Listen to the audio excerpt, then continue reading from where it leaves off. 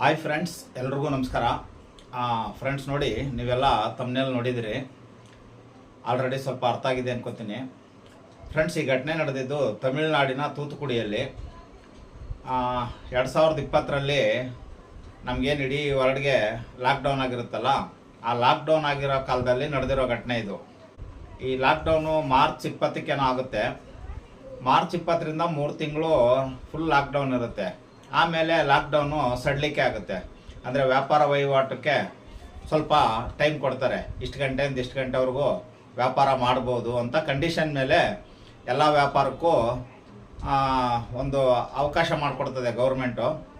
ಹಾಗೆ ಮಾಡಿಕೊಟ್ಟಿದ್ದಾಗ ತೂತುಕುಡಿಯಲ್ಲಿ ನಡೆದಿರೋ ಘಟನೆ ಇದು. ಒಂದು ಮೊಬೈಲ್ ಶಾಪು, ಆ ಮೊಬೈಲ್ ಶಾಪ್ ಓನರ್ ಹೆಸರು ಜಯರಾಜ್ ಅಂತ. ಅವರು ಅಂಗಡಿನ ನಡ್ಸ್ಕೊಂಡು ಹೋಗ್ತಾ ಇರ್ತಾರೆ. ಅವ್ರ ಜೊತೆಲಿ ಅವ್ರ ಮಗನೂ ನಡೆಸ್ತಾ ಇರ್ತಾರೆ, ಜೊತೆಲಿ ಇರ್ತಾರೆ. ಒಂದಿನ ಏನಾಗುತ್ತೆ, ಜೂನ್ 19ನೇ ತಾರೀಕು ಮೊಬೈಲ್ ಶಾಪ್ ಓಪನ್ ಮಾಡಿರ್ತಾರೆ. ಆಗ ತಮಿಳ್ನಾಡಾಗಲಿ ಇಡೀ ಇಂಡಿಯಾದಲ್ಲಿ ಎಲ್ಲ ಕಡೆನೂ ಒಂದು ರೂಲ್ಸ್ ಇರುತ್ತೆ. ರಾತ್ರಿ 8 ಗಂಟೆವರೆಗೂ ಈ ಥರ ಅಂಗಡಿಗಳನ್ನ ಓಪನ್ ಮಾಡ್ಬೋದು, 8 ಗಂಟೆ ಮೇಲೆ ಕ್ಲೋಸ್ ಮಾಡಬೇಕು ಅಂತ. ಅದು ನಮ್ಮ ಕರ್ನಾಟಕದಲ್ಲಿತ್ತು, ಆಂಧ್ರದಲ್ಲಿತ್ತು, ಎಲ್ಲ ಕಡೆ ಇತ್ತು. ಈ ಥರ ಇರ್ಬೇಕಾದ್ರೆ ಆಗ ಏನಾಗುತ್ತೆ ಅಂದರೆ, ಒಂದು 3 ತಿಂಗಳು ಯಾವುದೇ ಥರದ ಬಿಸ್ನೆಸ್ ಇರಲ್ಲ. ಕೆಲವರು ಬಿಸ್ನೆಸ್ ಮಾಡೋರು ಏನು ಮಾಡ್ತಾರೆ, ಸ್ವಲ್ಪ ಟೈಮು ಕಸ್ಟಮರ್ ಇದ್ದರೆ ಜಾಸ್ತಿ ಮಾಡ್ತಾರೆ. ಯಾಕೆಂದರೆ 3 ತಿಂಗಳಿಂದ ಏನೂ ಇನ್ಕಮ್ ಇರಲಿಲ್ಲ ಯಾರಿಗೂ, ಅಲ್ವಾ?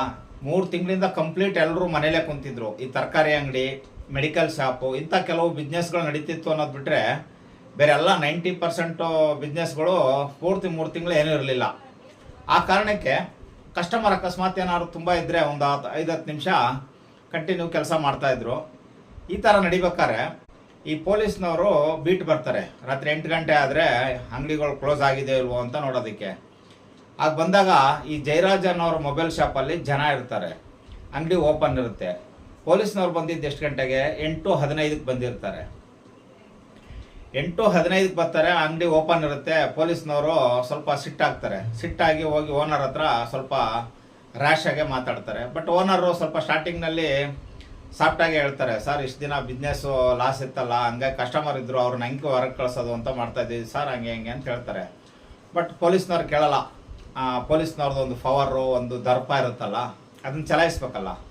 ಆ ಚಲಾಯಿಸೋದಕ್ಕೆ ಸ್ವಲ್ಪ ತುಂಬ ರ್ಯಾಶ್ ಆಗಿ ಅವ್ರ ಜೊತೆ ನಡ್ಕೋತಾರೆ.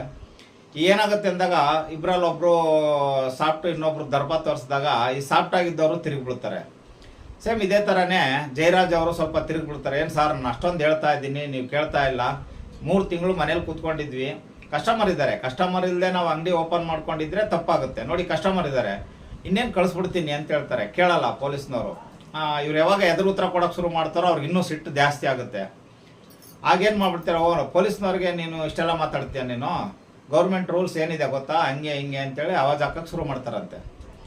ಅದಾದಮೇಲೆ ಹಿಂಗೆ ಮಾತು ಚಕ್ಕಮಕ್ಕಿ ಜಾಸ್ತಿ ಆಗಿ ಕೊನೆಗೆ ಓನರ್ ಜಯರಾಜ್ ಅನ್ನೋರನ್ನ ಪೊಲೀಸ್ನವರು ಪೊಲೀಸ್ ಸ್ಟೇಷನ್ ಕರ್ಕೊಂಡು ಹೋಗಕ್ಕೆ ಶುರು ಮಾಡಿಬಿಡ್ತಾರೆ. ಅಲ್ಲಿದ್ದು ಪಬ್ಲಿಕ್ ಎಲ್ಲ ಕೇಳ್ತಾರೆ, ಯಾಕೆ ಸರ್ ಅವ್ರು ಏನು ತಪ್ಪು ಮಾಡಿದ್ದಾರೆ? 15 ನಿಮಿಷ ಲೇಟ್ ಆಗಿದೆ ಅಷ್ಟೇ, ಅಂಗಡಿ ಕ್ಲೋಸ್ ಮಾಡ್ಬೇಕಾಗಿದ್ದು 8 ಗಂಟೆಗೆ, 8:15 ಆಗಿದೆ. ಅದರಲ್ಲಿ ಏನಿದೆ ಅಂಥದ್ದು? 3 ತಿಂಗಳಿಂದ ಒಬ್ರಿಗೂ ಬಿಸ್ನೆಸ್ ಇರಲಿಲ್ಲ, ವ್ಯಾಪಾರ ಇರಲಿಲ್ಲ, ಆದಾಯ ಇರಲಿಲ್ಲ. ಏನೋ ಈಗ ಗೌರ್ಮೆಂಟ್ನವ್ರು 8 ಗಂಟೆವರೆಗೆ ಕೊಟ್ಟವ್ರೆ, ಒಂದು ಸ್ವಲ್ಪ ಹೆಚ್ಚು ಕಮ್ಮಿ ಆಗಿದೆ. ಅದಕ್ಕೆ ಈ ಥರ ಪೊಲೀಸ್ ಸ್ಟೇಷನ್ಗೆ ಕರ್ಕೊಂಡು ಹೋಗೋದ ಅಂದಾಗ ಅವ್ರಿಗೂ ಚೆನ್ನಾಗಿ ಬೈದ್ಬಿಟ್ಟು ಪಬ್ಲಿಕ್ಕಿಗೂ ಅವನನ್ನ ಬಿಡಲ್ಲ, ಜಯರಾಜ್ ಅನ್ನೋರನ್ನ ಎಳ್ಕೊಂಡು ಹೋಗ್ಬಿಡ್ತಾರೆ. ಇದು ಸ್ವಲ್ಪ ಹೊತ್ತಿಗೆ ಅವ್ರ ಮಗನಿಗೂ ಗೊತ್ತಾಗುತ್ತೆ. ಮಗ ಏನು ಮಾಡ್ತಾನೆ, ನಾರ್ಮಲಾಗಿ ಎಲ್ಲರೂ ಮನೆಯಲ್ಲಿ ನಡೆಯುತ್ತಾರನೆ ಅವನು ಪೊಲೀಸ್ ಸ್ಟೇಷನ್ಗೆ ಹೋಗ್ತಾನೆ. ಯಾಕೆ ಸರ್, ನಮ್ಮ ಅಪ್ಪ ಏನು ತಪ್ಪು ಮಾಡಿದ್ದಾರೆ, ಯಾಕೆ ಕರ್ಕೊಂಬಂದಿದ್ದೀರಿ, ಏನು ಸಮಾಚಾರ ಅಂತ ಕೇಳ್ತಾನೆ. ಆಗ ಅವರು ಇವರು ಮತ್ತೆ ಕರ್ಕೊಂಡು ಹೋದ್ಮೇಲೆ ಅಲ್ಲಿ ಸ್ಟೇಷನಲ್ಲಿ ಇನ್ನೇನೇನು ಮಾತುಕತೆ ಆಗಿತ್ತೋ ಗೊತ್ತಿಲ್ಲ, ಕೋಪ ಬೇರೆ ಇತ್ತು ಪೊಲೀಸ್ನವ್ರಿಗೆ. ಇವರು ಬಂದು ಸ್ವಲ್ಪ ಈ ನ್ಯಾಯ ನೀತಿ ಧರ್ಮದ ಬಗ್ಗೆ ಮಾತಾಡ್ತಾರಲ್ಲ, ಅವ್ರಿಗಿನ್ನೂ ಸಿಟ್ಟು ಬರುತ್ತೆ. ಅಲ್ಲ ಕಣ, ಕೊರೋನಾದಲ್ಲಿ ಇಷ್ಟು ಗಂಟೆಗೆ ಅಂತ ಹೇಳ್ಬಿಟ್ಟು ಕ್ಲೋಸ್ ಮಾಡ್ಬೇಕು ಅಂತಿದೆ, ನೀವು ನೋಡಿದ್ರೆ 8:15 ಆದ್ರೂ ಓಪನ್ ಮಾಡ್ಕೊಂಡಿದ್ದೀರಾ, ಇದು ರೂಲ್ಸ್ ಬ್ರೇಕ್ ಅಲ್ವಾ? ಹೌದು ಸರ್, ಇಲ್ಲ ಅಂತಾರೆ ಯಾರು ಅಂತ ಅವನು ಪಾಪ ಏನೇನು ಥರ ಹೇಳ್ಬೇಕೋ ಎಲ್ಲ ಹೇಳ್ತಾರೆ. ಹೇಳಿದ್ರೆ ಕೇಳಲ್ಲ. ಅಷ್ಟೊತ್ತಿಗೆಲ್ಲ ಪೊಲೀಸ್ನವರು ಒಂದು ಮೈಂಡ್ ಸೆಟ್ಗೆ ಸೆಟ್ ಆಗಿಬಿಟ್ಟಿರ್ತಾರೆ, ಇವ್ರನ್ನ ಹೆಂಗಾರು ಮಾಡಿ ಮಣಿಸ್ಬೇಕು ಅಂತ ಹೇಳ್ಬಿಟ್ಟು. ಯಾಕಂದರೆ ಸ್ವಲ್ಪ ರೂಢಾಗಿ ಇವ್ರ ಜೊತೆ ನಡ್ಕೊಂಡಿರ್ತಾರಲ್ಲ ಅವರಪ್ಪ. ಇವರು ಆಯ್ತು ಸರ್ ಅಂತ ಫಸ್ಟ್ ಇವರು ರಿಕ್ವೆಸ್ಟ್ ಮಾಡ್ಕೊತಾರೆ, ಏನು ಹೇಳಿದ್ರು ಕೇಳಲ್ಲ. ಅಷ್ಟೊತ್ತಿಗೆಲ್ಲ ಅವ್ರ ಅಪ್ಪನಿಗೂ ಹೊಡೆದ್ಬಿಟ್ಟಿರ್ತಾರಂತೆ. ಸರಿ, ಇವನೇನು ಮಾಡ್ತಾನೆ, ಸರಿ ಏನೋ ಬಿಡಿಸ್ಕೊಂಡು ಹೋಗೋಣ ಅಂತ ಬಂದಿರ್ತಾನೆ. ಆ ಟೈಮಲ್ಲಿ ಮಾತು ಮತ್ತೆ ಬಂದು ಅವರು ಮಗನ ಎದುರುಗಡೆನೆ ಅಪ್ಪನ ಗುಡಿಯಕ್ಕೆ ಹೋಗ್ತಾರೆ. ಆಗ ಇವ್ರಿಗೆ ಸಿಟ್ಟು ಬರುತ್ತೆ. ಇವನು ಸ್ವಲ್ಪ ಜಿಮ್ಗೆ ಹೋಗ್ತಾ ಇರ್ತಾನೆ, ಒಳ್ಳೆ ಬಾಡಿ ಪರ್ಸ್ನಾಲಿಟಿ ಮೇಂಟೈನ್ ಮಾಡಿರ್ತಾನೆ. ಆ ವಯಸ್ಸು ಬೇರೆ ಇರ್ತದೆ. ಹಂಗಾಗಿ ಅವನು ನನ್ನ ಮುಂದೆ ಒಪ್ಪನ್ ಹೊಡಿಯಕ್ಕೆ ಹೋಯ್ತಾರಲ್ಲ ಅಂತ ತಡಿಯಕ್ಕೆ ಹೋಯ್ತಾನೆ. ಇವ್ನು ಯಾವಾಗ ತಡಿಯಕ್ಕೆ ಹೋಯ್ತಾನೆ ಮಗ, ಪೊಲೀಸ್ನವ್ರಿಗೆ ಇನ್ನೂ ಸಿಟ್ಟು ಬರ್ತದೆ. ಯಾಕೆಂದರೆ ಪೊಲೀಸ್ನವ್ರದ್ದು ಒಂದು ಲ್ಯಾಂಗ್ವೇಜ್ ಇದೆ, ಆ ಲ್ಯಾಂಗ್ವೇಜು ಗೊತ್ತಿರೋರಿಗೆ ಗೊತ್ತು, ಆಯಿತಾ. ಆಗ ಸಿಟ್ಟು ಬರುತ್ತೆ. ಆಗ ಅಪ್ಪನ ಜೊತೆಲಿ ಮಗನೂ ಸೇರಿಸಿ ಸುರು ಹಚ್ಕೋತಾರೆ ರುಬ್ಬಕ್ಕೆ. ಕೊನೆಗೆ ಇಬ್ಬರನ್ನು ಬಿಡಲ್ಲ. ಇದೇನಾಗುತ್ತೆ, ಇವರು ಬಂಧು ಬಳಗದವ್ರಿಗೆ, ಮನೆ ಫ್ಯಾಮಿಲಿಯವ್ರಿಗೆ ಗೊತ್ತಾಗುತ್ತೆ. ಅವರೆಲ್ಲ ಪೊಲೀಸ್ ಸ್ಟೇಷನ್ ಹತ್ರ ಬರ್ತಾರೆ. ಯಾಕೆ ಮೊದಲು ಅಪ್ಪನ ಕರ್ಕೊಂಡು ಹೋದ್ರು, ಆಮೇಲೆ ಮಗ ಹೋದ, ಮಗನ ಆ ಕಡೆ ಹಿಡ್ಕೊಂಡ್ಬಿಟ್ರೆ ಬಿಡ್ತಾ ಇಲ್ಲ. ಇವ್ರ ಜೊತೆಲಿ ಸಂಬಂಧವ್ರ ಜೊತೆಲಿ ಸ್ವಲ್ಪ ಪಬ್ಲಿಕ್ಕು ಬರ್ತಾರೆ. ಅವಾಗ ಏನಾಗಿರುತ್ತಂದರೆ, ಈ ಲಾಕ್ಡೌನಲ್ಲಿ ಗುಂಪಾಗಿ ಜನ ಸೇರೋಂಗಿಲ್ಲ, ಇದು ರೂಲ್ಸ್ ಇರುತ್ತೆ. ಹಾಗಾಗಿ ಪೊಲೀಸ್ನವ್ರು ಇದನ್ನು ಕೂಡ ಅಡ್ವಾಂಟೇಜ್ ಆಗಿ ತೊಗೊತಾರೆ. ಬಂದಿರೋರ ಹತ್ರ ಚೆನ್ನಾಗಿ ಹೇಳ್ತಾರೆ, ನೋಡಮ್ಮ ಈಗ ಕರೋನಾ ಇರೋದ್ರಿಂದ ರೂಲ್ಸ್ ಇದೆ, ಪೊಲೀಸ್ ಸ್ಟೇಷನ್ ಹತ್ರ ಏನೇ ಕೆಲಸ ಇದ್ದರೂ ಸಿಂಗಲ್ಲೋ ಡಬಲ್ ಬರಬೇಕು, ಗುಂಪಾಗಿ ಬರೋಂಗಿಲ್ಲ. ನಾವು ಹೇಳ್ದಂಗೆ ಕೇಳ್ಕೊಂಡು ನೀವು ಹೋದರೆ ಏನು ಪ್ರಾಬ್ಲಮ್ ಇಲ್ಲ, ಅಂದರೆ ಮತ್ತೆ ನಿಮ್ಮನ್ನು ರೂಲ್ಸ್ ಬ್ರೇಕ್ ಮಾಡಿದ್ದೀರಾ ಅಂತ ಒಳಗಾಗ್ತೀವಿ ಅಂತಾರೆ. ಅವಾಗ ನಿಜ, ಅದು ಎಲ್ಲೂ ಗುಂಪಾಗಿ ಸೇರೋಂಗಿರಲಿಲ್ಲ, ಮಾಸ್ಕ್ ಇಲ್ಲದೆ ಹೊರಗೆ ಓಡಾಡೋಂಗಿರಲಿಲ್ಲ. ಈ ಭಯ ಅಲ್ಲಿರೋ ಸಾರ್ವಜನಿಕರಿಗೂ ಗೊತ್ತಿತ್ತು, ಫ್ಯಾಮಿಲಿಯವ್ರಿಗೂ ಗೊತ್ತಿತ್ತು. ಹಂಗಾಗಿ ಸ್ವಲ್ಪ ಭಯ ಪಡ್ತಾರೆ. ಸರಿ, ಏನು ಮಾಡ್ತಾರೆ ನೋಡಿ ಸರ್, ಹಂಗೆ ಅಂತೇಳಿ ಅವ್ರೂ ಎಲ್ಲ ಅವ್ರವ್ರ ಮನೆಗಳಿಗೂ ಹೋಗ್ತಾರೆ. ಇದೇನಾಗುತ್ತೆ, ಇವರಿಬ್ಬರಿಗೆ ಸ್ವಲ್ಪ ರ್ಯಾಶಾಗಿ ಮಾತಾಡಿರ್ತಾರಲ್ಲ ಅಪ್ಪ ಮಗ, ಈ ಸಿಟ್ಟು ಸಿಕ್ಕಾಪಟ್ಟೆ ಬಂದ್ಬಿಟ್ಟಿರ್ತದೆ. ಯಾಕೆಂದರೆ ಈ ಪೊಲೀಸ್ನವ್ರಿಗೆ ಮೈನ್ ಆದಾಯ ಇರೋದು ಈ ಎಲ್ಲ ಏನಿದೆ ಜಗತ್ತು ಓಪನ್ ಆಗಿದ್ದರೆ. ಆ 3 ತಿಂಗಳು ಏನಾಗಿರುತ್ತೆ ಅಂದರೆ ಟೋಟಲ್ ಯಾವ ಬಿಸ್ನೆಸ್ಸು ಇಲ್ಲ. ಅವ್ರಿಗೆ ಗೌರ್ಮೆಂಟಿಂದ ಸಂಬಳ ಬಿಟ್ಟರೆ ಇನ್ನೊಂದು ಆದಾಯ ಇರಲ್ಲ. ಈಗ ನೋಡಿ, ಈಗ ನಾರ್ಮಲ್ ಆಗಿರೋ ಟೈಮ್ನಲ್ಲೇ ಅವ್ರಿಗೆ ನಾನಾ ವಿಧದಿಂದ ಆದಾಯಗಳಿರ್ತದೆ. ಆ ಎಲ್ಲ ಆದಾಯಗಳು ಬಂದಾಗ್ಬಿಟ್ಟಿರ್ತವೆ. ಅವರು ಕೂಡ ನಮ್ಮಂಗೆ ಸಾಮಾನ್ಯ ಜನರಾಗೇನೆ ಅವ್ರಿಗೆ ತಿಂಗಳಿಗೆ ಇಷ್ಟು ಆದಾಯ ಇರುತ್ತಲ್ಲ, ಸಂಬಳ, ಇನ್ನು ಅದು ಆಳು ಮುಳು ಅದೆಲ್ಲ ಏನು ಅಂತ ಹೇಳೋದು ಬೇಡ, ಇರುತ್ತಲ್ಲ, ಅದಕ್ಕೆ ತಕ್ಕನಂಗೆ ಅವರು ವ್ಯವಸ್ಥೆಗಳು ಮಾಡ್ಕೊಂಡ್ಬಿಟ್ಟಿರ್ತಾರೆ. ಅಲ್ಲಿ ನಮಗೆ ಹೆಂಗೆ ಟೈಟ್ ಆಗಿತ್ತು, ನಮಗೆ ಹೆಂಗೆ ಜೀವನ ನಡೆಸೋದು ಕಷ್ಟ ಆಯಿತು, ಅದೇ ಥರ ಅವ್ರು ಪೊಲೀಸ್ ಡಿಪಾರ್ಟ್ಮೆಂಟ್ವ್ರಿಗೂ ಆಗುತ್ತೆ. ತುಂಬ ಜನ ಅದನ್ನು ಅನುಭವಿಸಿದ್ದಾರೆ, ಪೊಲೀಸ್ನವ್ರು ಕೂಡ. ಯಾಕೆಂದರೆ ಅದು ನಮ್ಗೆ ಇಷ್ಟು ತಿಂಗಳಿಗೆ ಸಂಪಾದನೆ ಇದೆ ಅಂದಾಗ ಅದಕ್ಕೆ ತಕ್ಕನಂಗೆ ಅಡ್ಜಸ್ಟ್ಮೆಂಟ್ಗಳು ಮಾಡ್ಕೊಂಡ್ಬಿಟ್ಟಿರ್ತಾರೆ, ಕಮಿಟ್ಮೆಂಟ್ಗಳು. ಆ ಕಮಿಟ್ಮೆಂಟ್ಗಳಿಗೆ ಅವಾಗೆಲ್ಲ ಬ್ರೇಕ್ ಆಗೋಯ್ತು, ಸಂಬಳ ಬಿಟ್ಟರೆ ಇನ್ನೊಂದಿಲ್ಲ. ಆ ಸಿಟ್ಟು ಬೇರೆ ಆಯಿತು. ಇವ್ರು ಇದರಲ್ಲಿ ಈ ಥರ ಅಪ್ಪ ಮಗ ಸೇರ್ಕೊಂಡು ಈ ಥರ ಮಾತಾಡ್ತಿದ್ರು. ಈ ಎಲ್ಲ ಸಿಟ್ಟು ಸೇರಿಸಿ ಅವರಿಬ್ಬರನ್ನ ಇಡೀ ರಾತ್ರಿ ಚೆನ್ನಾಗಿ ಹೊಡಿತಾರೆ. ಹೊಡೆದಾದ್ಮೇಲೆ ಮಾರನೇ ದಿನ ಮ್ಯಾಜಿಸ್ಟ್ರೇಟ್ ಹತ್ರ ಕರ್ಕೊಂಡೋಗ್ತಾರೆ. ಕರ್ಕೊಂಡು ಹೋಗೋಷ್ಟಲ್ಲಿ ಇವ್ರನ್ನ ಅಣಗಾಯ ನೀರ್ಗಾಯ ಮಾಡಿರ್ತಾರಂತೆ. ಬಟ್ ಪೊಲೀಸ್ನವ್ರದ್ದು ಒಂದು ನಿಯಮ ಇದೆ, ರಾತ್ರಿ ಎಷ್ಟೇ ಹೊಡೆದ್ರು ಮಾರನೇ ದಿನ ನ್ಯಾಯಾಧೀಶರ ಹತ್ರ ಕರ್ಕೊಂಡು ಹೋಗ್ಬೇಕಾರೆ ಅವ್ರನ್ನ ನೀಟಾಗಿ ರೆಡಿ ಮಾಡಿ ಪಾಠ ಮಾಡಿ ಕರ್ಕೊಂಡೋಗ್ತಾರೆ. ಏನು, ನಾವು ಹೊಡೆದೇ ಇಲ್ಲ, ನಾವು ಬೈದಿಲ್ಲ, ಅವ್ರೇನಾರು ಕೇಳಿದ್ರೆ ನಾವೇನು ಹೊಡೆದಿಲ್ಲ ಅಂತಲೇ ಹೇಳಬೇಕು ಅಂತ ಹೇಳ್ಬಿಟ್ಟು ಆ ಥರ ಎಲ್ಲ ಗಿಳಿ ಪಾಠ ಮಾಡಿ ಕರ್ಕೊಂಡೋಗ್ತಾರೆ. ಆಗ ಲಾಕ್ಡೌನ್ ಇರೋದ್ರಿಂದ ಆ ಜಡ್ಜು ಕೂಡ ಹತ್ರಕ್ಕೆ ಬಂದು ನೋಡೋ ಪರಿಸ್ಥಿತಿಲಿ ಇರಲ್ಲ. ಆ ಜಡ್ಜುಗಳು ಕೂಡ, ಯಾಕೆಂದರೆ ಮಾಸ್ಕ್ ಹಾಕ್ಕೊಂಡಿರ್ಬೇಕು. ಅವಾಗ ಎಷ್ಟು ಭಯ ಇತ್ತು ಕೊರೋನಾದಂತ ನಾನು ಸಪ್ರೇಟಾಗಿ ಹೇಳೋ ಅವಶ್ಯಕತೆ ಇಲ್ಲ. ಆ 3 ತಿಂಗಳು ಎಲ್ಲರೂ ನಾವು ನೋಡಿದ್ದೀವಿ. ಯಾರ್ದೋ ಮನೆ ಮುಂದೆ ಆಂಬ್ಯುಲೆನ್ಸ್ ಬಂದರೆ ಅಷ್ಟು ಭಯಂಕರ ಭಯ ಆಗೋದು ಜನಗಳಿಗೆ. ಆ ಆಂಬ್ಯುಲೆನ್ಸ್ ಏನಕ್ಕೆ ಬಂದಿದೆ ಗೊತ್ತಿಲ್ಲ, ಆಯಿತಾ, ಊರು ಬಿಟ್ಟು ಊರಿಗೆ ಹೋಗೋಕ್ಕಾಗ್ತಾ ಇರಲಿಲ್ಲ. ಈ ಥರ ಪರಿಸ್ಥಿತಿ ಇತ್ತು. ಆ ಜಡ್ಜು ಕೂಡ ದೂರದಿಂದನೇ ನಿಂತು ಇವರಿಬ್ಬರನ್ನ ನೋಡ್ಬಿಟ್ಟು ಅದೇನೇನು ಪ್ರೂಫ್ಗಳು ತಂದಿರ್ತಾರೆ ಅದನ್ನೆಲ್ಲ ನೋಡ್ಬಿಟ್ಟು ಕಳಿಸ್ಬಿಡ್ತಾರೆ. ಅವಾಗ ಪೊಲೀಸ್ನವ್ರು ಅವ್ರನ್ನ ಕಸ್ಟಡಿಗೆ ಕೇಳ್ತಾರೆ. ಸರಿ, 15 ದಿನ ಕಸ್ಟಡಿ ಕೊಡ್ತಾರೆ. ಆ 15 ದಿನ ಅಂತ ಕರ್ಕೊಂಡೋಗ್ತಾರೆ ಪೊಲೀಸ್ನವರು. ಆ ಕರ್ಕೊಂಬರ್ಬೇಕಾದ್ರೆ ಜಡ್ಜ್ ಹತ್ರ ಕರ್ಕೊಂಡು ಹೋಗ್ಬೇಕಂದ್ರೆ ಎಲ್ಲ ಪ್ಲ್ಯಾನ್ ಮಾಡ್ಕೊಂಡಿರ್ತಾರೆ. ವಾಪಸ್ ಕರ್ಕೊಂಬರ್ತಾರೆ. ಆ 15 ದಿನದಲ್ಲಿ ಇನ್ವೆಸ್ಟಿಗೇಷನ್ ಏನಿದೆ, ಇನ್ವೆಸ್ಟಿಗೇಷನ್ ಹೇಳಿ ನೋಡೋಣ. 8 ಗಂಟೆಗೆ ಕ್ಲೋಸ್ ಮಾಡ್ಬೇಕಾಗಿರೋ ಅಂಗಡಿ 8 ಓಪನ್ ಇದೆ. ಅವ್ರ ಮೇಲೆ ಒಂದು 3-4 ಚಿಕ್ಕ ಪುಟ್ಟ ಕೇಸ್ ಹಾಕಿರ್ತಾರೆ. ಏನಂದರೆ ಕರ್ತವ್ಯಕ್ಕೆ ಅಡ್ಡಿಪಡಿಸಿದ್ದಾರೆ, ಪೊಲೀಸ್ನವ್ರಿಗೆ ಬೈಕ್ ಬಂದಂಗೆ ಬೈದಿದ್ದಾರೆ, ಈ ಥರ ಏನೋ ಒಂದು 3-4 ಕೇಸ್ ಹಾಕಿರ್ತಾರೆ. ಅದರಲ್ಲಿ ಇನ್ವೆಸ್ಟಿಗೇಷನ್ ಏನಿರುತ್ತೆ, ಕಸ್ಟಡಿಗೆ ತೊಗೊಳ್ಳೋಂಥದ್ದು ನ್ಯಾಯಾಂಗ ಬಂಧನಕ್ಕೆ ಕಳಿಸ್ಬೋದಾಗಿತ್ತು. ಆಗ ಆ ಜಡ್ಜು ಯಾವ ಥರ ಇದ್ರೋ ಗೊತ್ತಿಲ್ಲ, ಅವರು ಕಸ್ಟಡಿಗೆ 15 ದಿನ ಕೊಡ್ತಾರೆ. ಏನು ಯಾವ ಕೇಸ್ ಇದು? 15 ದಿನ ಕೊಡೋವಂಥ ಕೇಸ್ ಅಲ್ಲ ಇದು. ಮರ್ಡರ್ ಕೇಸೋ ದರೋಡೆ ಕೇಸೋ ಆದರೆ ಇನ್ವೆಸ್ಟಿಗೇಷನ್ ತುಂಬ ಇರುತ್ತೆ, 15 ದಿನ ಕೊಡ್ಬೋದು. ಈ ಕೇಸಿಗೆ 15 ದಿನ ಕೊಡ್ತಾರಂತೆ. ಅದೇನು ಕೊಟ್ಟರೋ ಗೊತ್ತಿಲ್ಲ. ಓಕೆ, ಕೊಡ್ತಾರೆ. ಅದಾದಮೇಲೆ 19ನೇ ತಾರೀಕು ಇದು ಅರೆಸ್ಟ್ ಮಾಡಿರ್ತಾರೆ. ಇವರಿಬ್ಬರನ್ನ ಅರೆಸ್ಟ್ ಅಂತ ತೋರಿಸಿರ್ತಾರೆ. 20ನೇ ತಾರೀಕು ಜಡ್ಜ್ ಮುಂದೆ ಕರ್ಕೊಂಡೋಗಿ ಪ್ರೊಡ್ಯೂಸ್ ಮಾಡಿರ್ತಾರೆ.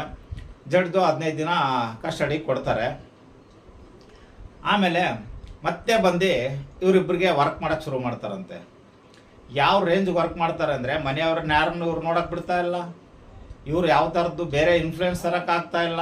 ಆ ರೇಂಜಿಗೆ ಇವ್ರ ಮೊಬೈಲ್ಗಳು ಇನ್ನೊಂದೆಲ್ಲ ಕಿತ್ಕೊಂಡು ಯಾರು ಕಾಂಟ್ಯಾಕ್ಟ್ ಮಾಡ್ದಿರಂಗೆ ಮೇಂಟೈನ್ ಮಾಡಿ ವರ್ಕ್ ಮಾಡ್ತಾರೆ. ವರ್ಕಿಂಗ್ ಸಿಸ್ಟಮಲ್ಲಿ ಏನಾಗುತ್ತೆ, 22ನೇ ತಾರೀಕು ಆ ಜಯರಾಜ್ ಅವರ ಮಗ ಇರ್ತಾನಲ್ಲ, ಈ ಜಿಮ್ ಮಾಡಿ ಕಟ್ಟು ಮಸ್ತಾಗಿರುತ್ತೆ ಬಾಡಿ, ಅಂಥ ಬಾಡಿನೇ ಸತ್ತೋಗುತ್ತೆ.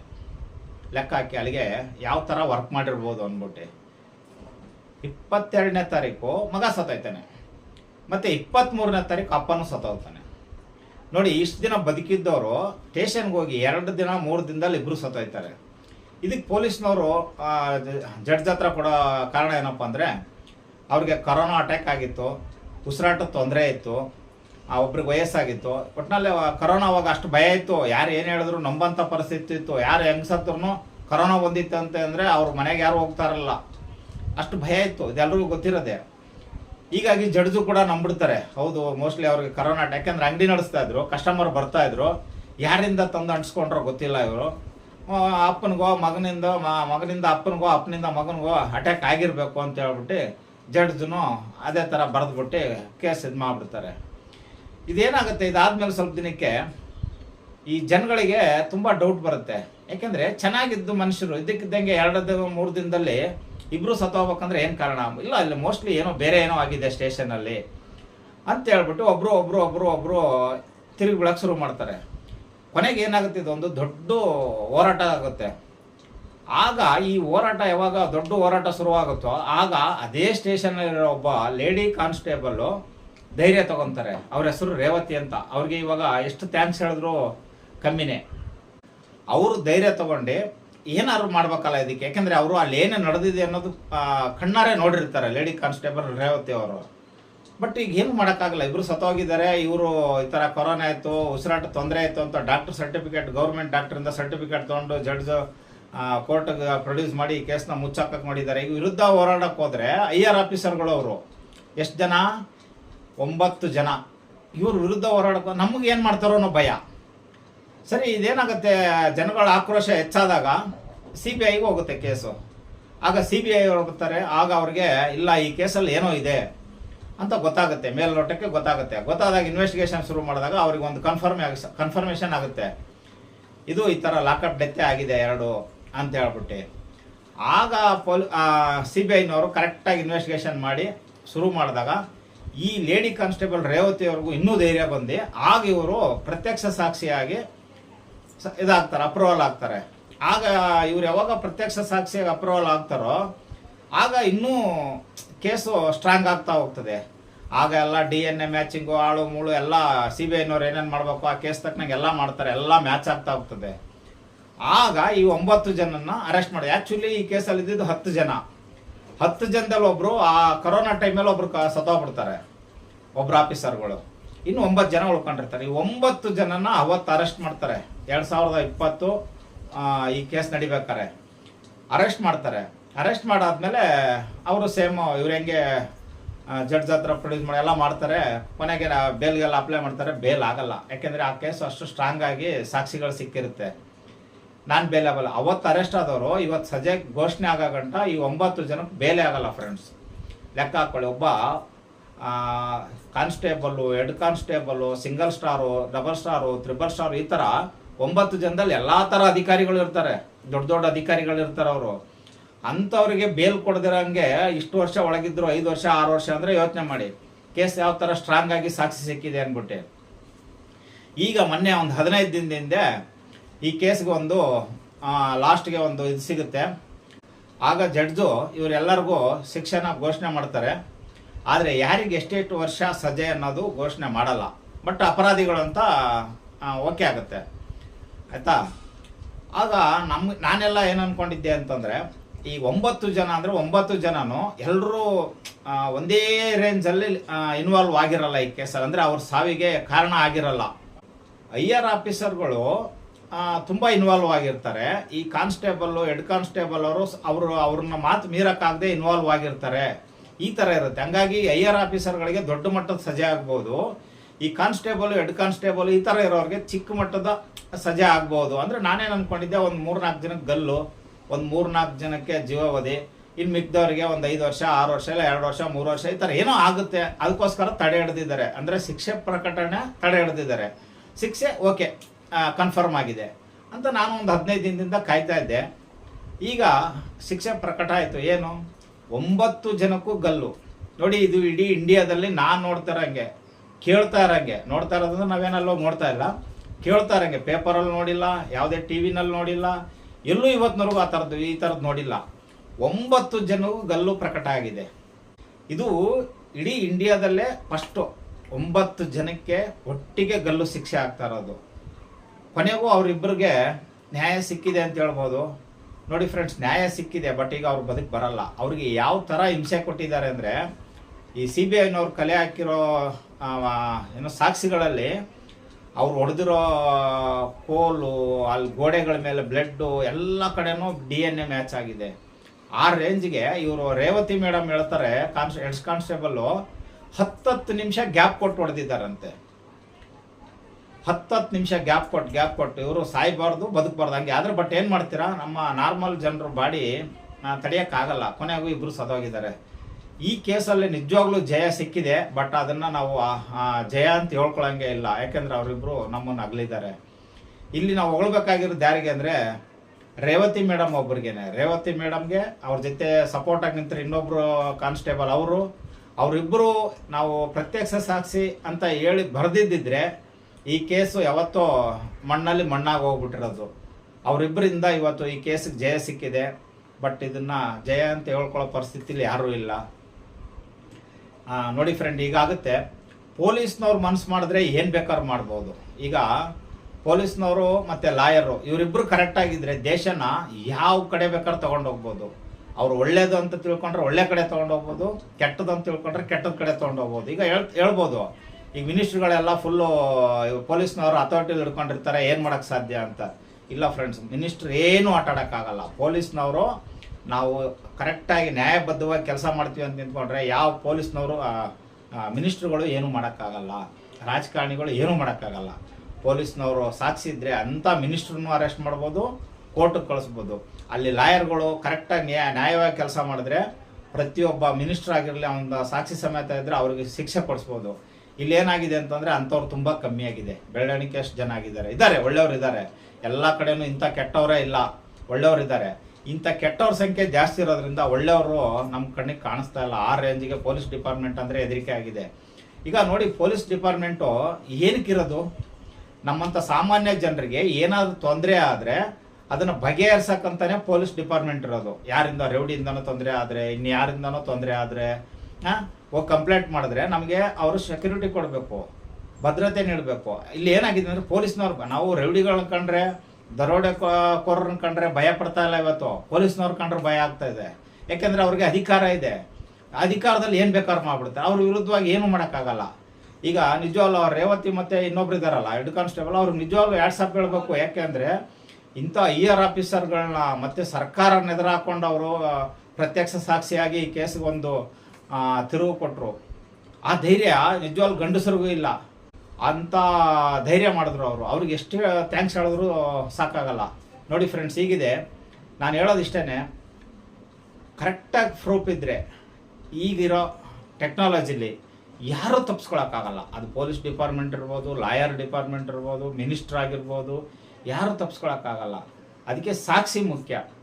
ಮತ್ತು ಪೊಲೀಸ್ನವರು ನೋಡಿ, ನೀವು ಲಂಚ ಕೊಟ್ಟು ಪೊಲೀಸ್ ಕೆಲಸಕ್ಕೆ ಸೇರಿದ್ರೆ ಇದೆಲ್ಲ ಮಾಡಬೇಕಾಗುತ್ತೆ ಸರ್. ದಯವಿಟ್ಟು ಯಾರು ಲಂಚ ಕೊಟ್ಟು ಕೆಲಸಕ್ಕೆ ಸೇರಬೇಡಿ. ಸೇರಿಬಿಟ್ಟಾದ್ಮೇಲೆ ಇವೆಲ್ಲ ಮಾಡಲೇಬೇಕು. ಯಾಕೆಂದರೆ ಅದನ್ನು ರಿಕವರ್ ಮಾಡಬೇಕಲ್ವ.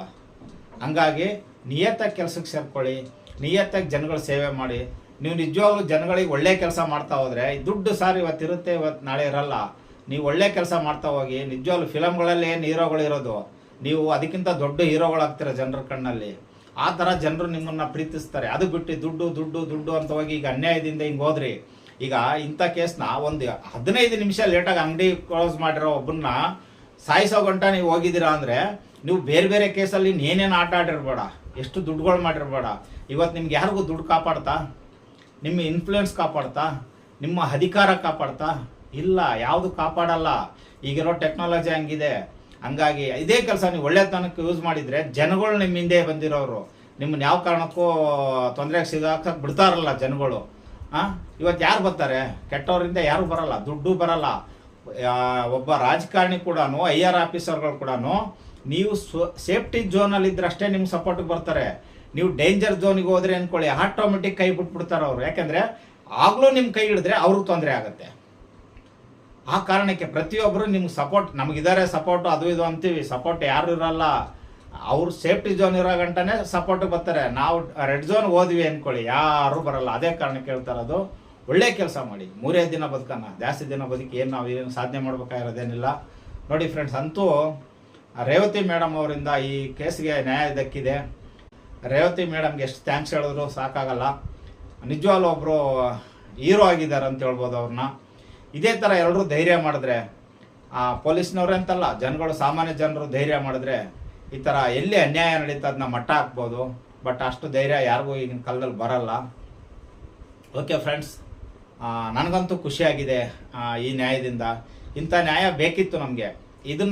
ಇಂಥ ನ್ಯಾಯಗಳು ಅವಾಗವಾಗ ಬಂದರೆ ಏನಾಗುತ್ತೆ, ಜನಗಳಿಗೆ ಒಂದು ಸ್ಫೂರ್ತಿ ಬರುತ್ತೆ.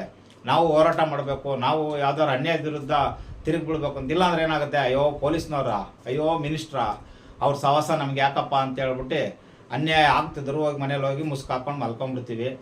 ಅದಕ್ಕೋಸ್ಕರ ಹೇಳೋದು, ಈಗ ಇಂತಿಂಥದ್ದು ಒಂದು ಅವಾಗ ನಡೀತಾ ಇದ್ರೆ, ನೋಡು ನಮ್ಮ ಹತ್ರ ಸಾಕ್ಷಿದ್ದಿ, ನಮ್ಮ ಹತ್ರ ನಿಯತ್ತಿದ್ರೆ ಈಗೂ ಆಗುತ್ತೆ ಅನ್ನೋದು ಒಂದು ಜನಗಳಿಗೆ ಮನವರಿಕೆ ಆಗುತ್ತೆ. ಫ್ರೆಂಡ್ಸ್, ನಿಮಗೇನು ಅನ್ನಿಸ್ತು ಇದನ್ನು ನೋಡಿ ದಯವಿಟ್ಟು ಕಮೆಂಟ್ ಮಾಡಿ, ನಮ್ಮ ಚಾನಲ್ನ ಸಬ್ಸ್ಕ್ರೈಬ್ ಮಾಡಿ. ನಮಸ್ಕಾರ.